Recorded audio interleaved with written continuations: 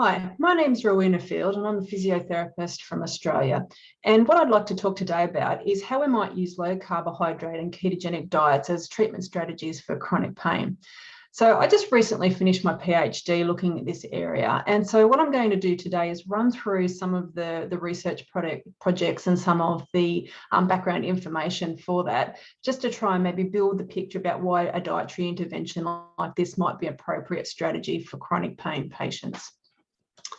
So when we're thinking about chronic pain, often we tend to get a little bit sidetracked and we get very focused on the structure that's involved and trying to fix the structure, when instead perhaps standing back and having a look at the bigger picture view and viewing the whole system as something that we can try and change might be a better approach. So something like a diet is a great way in which we can actually intervene with the whole system. And so when we're thinking about what sort of diets might be appropriate for somebody with chronic pain, we really want to try and think about a diet that actually makes sense and tries to address some of the challenges that are faced by the nervous system within the context of chronic pain. And so as part of my project, to begin with, what we did was we did a cross-sectional survey, having a look at a whole bunch of chronic pain patients and finding out what did they actually really think about their diet and how good it was and how much it was influencing their pain, just as a bit of a starting point for this project. And so what we found that were, for those that were surveyed, 56% of them reported that they had good health. And this was despite the fact that most of them, there was an average of 3 comorbidities. So they were usually things that were metabolic, so cardiovascular disease, obesity, diabetes, those sorts of things, but it also included mental health comorbidities. And the average BMI for these people was 31. And most of them reported that their weight had increased since their chronic pain had started.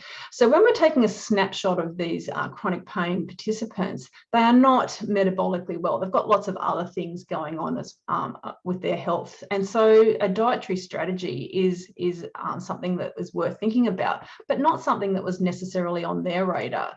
So they were reporting their diet to be good, but when we actually measured the diet, their habitual diet, it didn't actually turn out to be quite so great. So we're sort of getting a picture of people that are metabolically unwell. They've got lots of things going on. They think that their diet's okay, and when in reality, it probably wasn't that great. And so overall, there was this really low perceived role of how important metabolic health was and how much food might alter their pain perception. So what we did from that point was went on and said, okay, well, what does the research actually say might be the best diet for somebody that's got chronic pain? And we did a large systematic review. And when we looked at I think there's about 8,000 articles reviewed, we came up with 48 groups where they had specifically used a dietary intervention for chronic pain. Now, we set the parameters for this to make the diet had to be longer than 2 weeks, and it also had to be a whole foods diet. So we weren't looking at just supplements being added to the diet or meal replacements and shakes and things like that. We're actually looking at people that actually change their diet from a whole food perspective. So there were 48 groups. There was a range of diets that were represented, everything, from vegan and vegetarian diets right through to elimination diets like gluten-free and those sorts of things.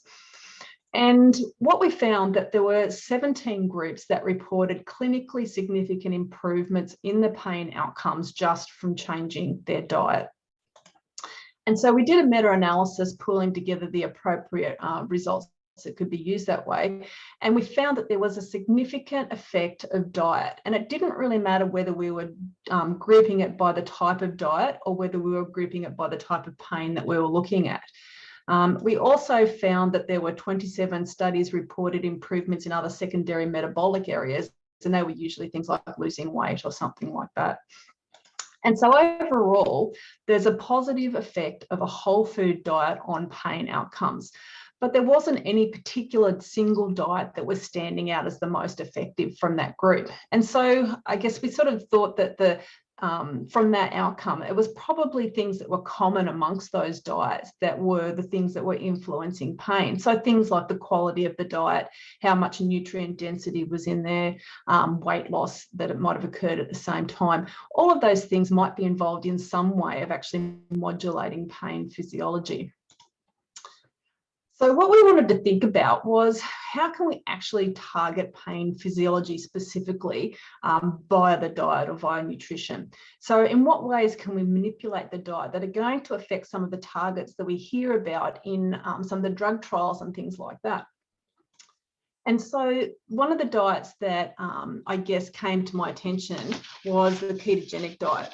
Now, it's been used quite extensively with the management of epilepsy, and I was aware that there's a fair bit of research looking at how this diet affected cortical excitability. And prior to the 1920s, when epileptic medicine became available, the ketogenic diet was used to quite effectively manage seizures, and it's still used even today with refractory epilepsy where drugs don't work. And I also noticed that there was a connection with the chronic pain patients that I was seeing. A lot of them are on medication that is anti-epileptic or anti-seizure medication, so like Lyrica and pregabalin, those sorts of meds. And so there must be some sort of common connection then between, what's going on with nervous system sensitivity and using those sorts of pain medications as well. So the other thing that I guess I also became aware of when I was starting to look a little bit more into this diet was that when you look on social media and those sorts of platforms, there's a lot of people doing low carbohydrate and ketogenic diets for other reasons. So they want to lose weight or manage their diabetes. But there'd also be mentions of, oh, and by the way, the shoulder pain that I had for 9 months, it's gradually gone away as well. And so they were reporting pain outcomes, even though they weren't necessarily the reason why they started the diet in the first place. So if we just take a minute to summarize what a ketogenic and a low carbohydrate diet is. So a low carbohydrate diet refers to reducing the carbohydrates in the diet to below 130 grams per day. And a ketogenic diet extends that even further and reduces the carbohydrates to usually below 50 grams per day. And when we do this, what happens is that the body switches the fuel source from burning glucose to burning fat as the predominant fuel. And when fat is metabolized, apart from forming free fatty acids, we also form ketone bodies, which is where we get ketogenic diet from. Now, when we're thinking about the formation of ketones from a diet, it's called nutritional ketosis. And for a therapeutic range of nutritional ketosis, we're thinking about in the range of 0.5 to 3 millimoles per litre. Now, there's a couple of other things just worth noting at this point as well. Firstly, that the physiological state of nutritional ketosis from a diet is not the same as diabetic ketoacidosis. They are two totally different physiological states. So nutritional ketosis is a totally safe, normal physiological state that can occur when you restrict calories, when you fast, or when you run on fat as a fuel source. Whereas diabetic ketoacidosis is obviously a life-threatening condition where you get both very high ketones and very high blood glucose levels at the same time. Whereas with nutritional ketosis, blood glucose levels don't rise and insulin is still at normal levels. And the other thing to mention at this point too is that there is no such thing as an essential carbohydrate. We have essential proteins and we have essential fats that we must take in through the diet because we can't produce them ourselves endogenously. However, carbohydrates aren't the same. If we don't have enough glucose in the system for a particular task, our body can make it through gluconeogenesis. And so there's no problem with restricting carbohydrates in the diet from that perspective. So what we're going to do now is just run through a couple of the other projects that I did looking at or scoping out what sort of research has been done with ketogenic diets that impact on the nervous system. So the first thing that we did was look at all the preclinical animal studies that have used ketogenic diets. Again, they had to be over a week length and they had to be a dietary, so through the chow that they were given, not induced in some other way. And what we found was 170 studies using ketogenic diets that were looking at nervous system function. And the real, I guess, purpose for these studies was trying to come up with mechanistic data about, well, what is actually physiologically happening if we restrict carbohydrates and make the system run on fuel instead. And so there were 14 broad themes that emerged from these studies. They include looking at mechanisms with cellular energy and metabolism, biochemical changes that occurred, levels of cortical excitability and how this got affected, gene regulation, epigenetic stuff, looking at mitochondrial function, neuroinflammation, neuroprotection, neurotransmitter function, nociception, redox balance, signaling pathways, synaptic transmission, and vascular supply. So there's quite a broad range of potential mechanisms that are being manipulated and modulated when we change the fuel source that's being used by the cell. We then went on to have a look at what human studies were actually done looking at low carbohydrate diets, because there is some criticism in the in popular spaces about ketogenic being a fad diet, and there isn't enough research backing this diet that's been done. However, there is quite extensive research that is reported. So we, again, were looking specifically for human studies that were reporting either neurological outcomes or outcomes that were related to inflammation. These diets also had to be longer than 2 weeks in length and had to meet the criteria of being below the 130 grams for a low carbohydrate or below 50 grams for a ketogenic diet. And what we found were there were 64 trials recorded where there was 83% improvement on the neurological outcomes. A large proportion of those were in the epilepsy field, but there's quite a number of others as well. There was also 63 trials reporting inflammatory biomarkers, again, with 71% of those reporting improved inflammation or lessened inflammation.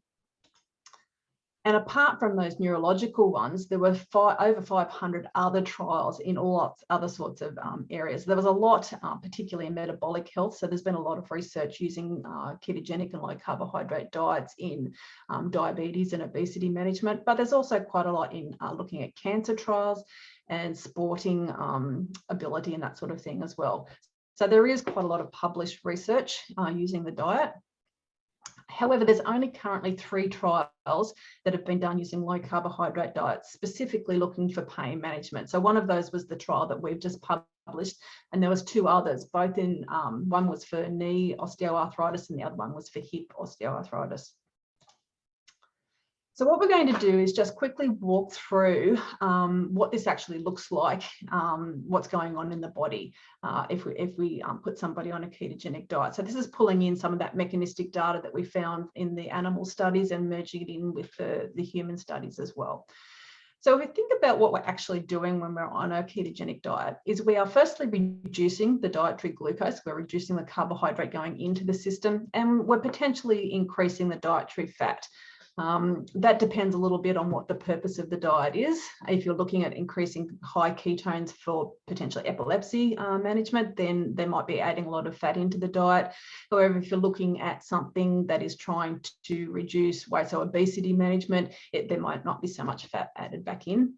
But the net effect of doing those things, and the third thing is we're also looking at making sure that we're providing adequate nutrients or reducing any anti-nutrients into the system. So we're talking about a well-formulated ketogenic diet, a diet that makes sure we're getting adequate vitamins and minerals. So the effect of reducing our dietary intake of glucose and potentially increasing our fat is that we are forcing the body to produce ketones. Now, those ketones can either be an energy molecule, just the same as glucose is, and used by all the cells happily to produce energy and ATP.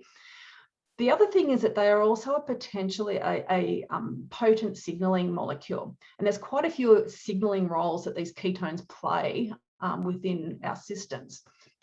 And one of them is to restore homeostasis and reduce sensitization in the nervous system. So we're talking specifically about nervous system functions here and how they might relate to pain outcomes. So there's a dynamic range of nervous system excitability, and that includes the level of excitability within the nerve itself, between individual nerves, and also within neural networks as a whole. And we know that with chronic pain, we have this increased neural excitability or sensitization. And so there's that chronic membrane potential that's at the top or outside of normal homeostatic ranges. And we've already mentioned that we know that we use drugs that target neuronal excitability to manage chronic pain, such as our anti-seizure drugs like Lyrica. So some of the potential ways that these ketones might signal are that they seem to do something to alter the GABA to glutamate ratio by inhibiting how glutamate's taken up into the vesicles by the VGLUT2 transporter.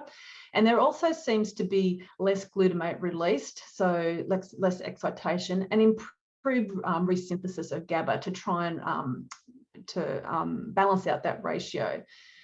They also seem to signal something to do with G protein receptors and ion channels, and they modulate these. And this has got a broad range of outcomes, potentially in redox balance, oxidative stress buffering within the neuron, immune and sympathetic nervous system regulation. And also there is potential metabolic mechanisms that occur that get signaled as well. And so we know that using ketones for a fuel, because they're a clean burning fuel source and they also produce greater amount of ATP per molecule than glucose does, because there's this increased ATP or better energy availability, as ATP is broken down, we are left with adenosine as the end product. And that adenosine is also a signaling molecule, which combined with receptors. And some of those actions include regulating astrocyte clearance of glutamate, reducing excitotoxicity, pre and post synaptic membrane stability, inflammatory balance, and as I mentioned, it's an efficient fuel source, so there's less reactive oxygen species produced. And so whilst a lot of that is still mechanistic information coming from animal studies, the overall sense of what these ketones are doing within the nervous system is that they seem to be neuromodulatory and neuroprotective. So apart from the signaling role within the sensitization of the nerve, we also know that there is a signaling role within the inflammatory pathway as well. And the thing that ketones seem to do is they tend to block the NLRP3 inflammasome, which is our parent upstream inflammatory molecule, which produces lots of other different inflammatory downstream molecules. And so it's quite a potent anti-inflammatory mechanism, having ketones present in the system. The other signaling role of ketones is that they help to reduce oxidative stress and improve mitochondrial function. They also act as an epigenetic regulator. So they're HDAC2 inhibitor for inflammation and also other improvements in mitochondrial function and hormesis. And also, apart from having fats in the system and producing ketones, the other thing that we mentioned that we're doing is we're reducing dietary glucose. And so just the fact that we're reducing glucose in the system also has impacts onto nervous system function and potentially pain outcomes. So if we're putting less carbohydrate in, we're going to get less blood glucose volatility and high ups and downs of blood glucose levels. And this is important because that means that there's going to be less glucose oxidation, so less reactive oxygen species and oxidative stress, less disruption to the mitochondria in the neuron, which can cause dysfunction if the glucose levels are getting too high, decreased microglial activation. There's some suggestion that it actually improves pain thresholds as well if there's not as much glucose volatility. It also helps with brain-derived neurotrophic factor regulation, which plays a part obviously in neuronal excitability and neuroplasticity. It also increases the potassium ATP channel activity, which improves neuronal stability. And there's also some research showing that metformin also attenuates neuroinflammation. So anything that's helping to reduce blood glucose levels and excursions also seems to have a positive effect on your inflammation. So if we're by default using the diet to reduce those blood glucose excursions, then we're also potentially getting neuro improvements from a neuroinflammatory perspective. The other thing is that there's also reduced glycation of proteins. So the problem with having too much glucose in the system is that that glucose molecule attaches itself to proteins and then causes those proteins not to work correctly. And part of that is the formation of AGEs, or advanced glycation end products. And having those around can produce problems in connective tissues such as cartilage and tendons and things like that. And we know that over time, the levels of glucose in the system will gradually start to produce changes within the cartilage. So if you have a look at cartilage of a newborn child compared to somebody who's, say, 88 years old, that cartilage has gradually browned over time, which is this Maillard reaction, which forms as from the glycation of the proteins. So we know that then in the case of when there's too much glucose all the time, that speeds up this reaction. And we see that in diabetics. They often have tendon problems and cartilage problems and stuff as well. So having too much blood sugar going up and down is not great from a connective tissue perspective. But it's also going to damage proteins within the nervous system. And again, diabetics are good examples of this, because we can see diabetic neuropathy, where if the blood sugar levels are too high, then we start to damage proteins within the nervous system and impair nerve function. And these AGEs also, or the advanced glycation end products, also stimulate enzymes within cartilage that degrade the cartilage and cause inflammation. And we see that in arthritic conditions.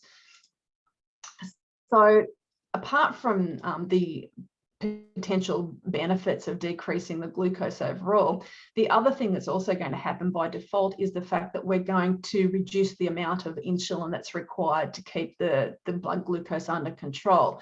And by default, we will also have less insulin, so less hyperinsulinemia. And hyperinsulinemia is something that drives a lot of the chronic metabolic lifestyle diseases, such as diabetes and obesity and those sorts of things. So if we're improving the metabolic status by using a diet in this way, we're also going to potentially improve things like weight. And obviously, weight and obesity are highly linked to chronic pain outcomes, which we already mentioned from our study right back at the start, that our average chronic pain person is overweight. So by managing the dietary glucose, we have potential also to improve the weight reduction and the biomechanical forces involved in having too much weight on joints and things like that. There's also the fact that with excess weight, the adipose tissue that's under stress also puts out inflammatory cytokines and adds to the inflammatory process that's going on. And the other part to this diet is making sure that it's a well-formulated diet. So making sure that we're providing the adequate nutrients that are required to have a responsive metabolism, but also the adequate substrate to help neuroplasticity and recover from nervous system problems, and removing any of the oxidative stress that's adding to the inflammation. So if we stand back overall and have a look at what this diet can potentially do from a physiology perspective, there's lots of great things, or lots of great reasons why altering the carbohydrate level in the diet could improve somebody's pain outcomes. So what we then went and did was, let's put this to the test. Let's actually do a small pilot study and see what happens if we implement this diet for some people with chronic pain.